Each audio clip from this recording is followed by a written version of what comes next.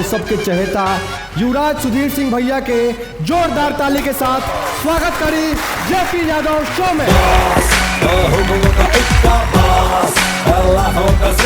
जब काफिला हमार चलेला तो मत चला खलबली।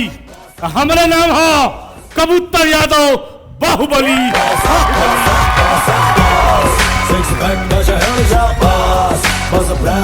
ना कोनो दबाव में ना कोनो मजबूरी में आ शपथ पढ़े के हमरा का इजाजत हो जाए भोजपुरी में। वाह! होनहार, ईमानदार, शानदार, कर्मठ, जुझारू, सुयोग प्रत्याशी हम ही बानी। बाप मुँह जोर ना कहलू ह। बाप रे बाप, जे करा के हम रश्मिका मंदाना समझनी है तो कोयला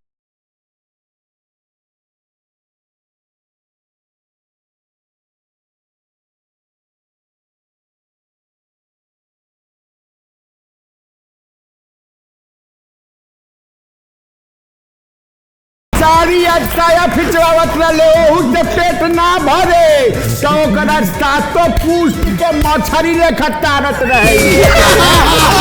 हम सही से काम करत नहीं, गलत हो जाता।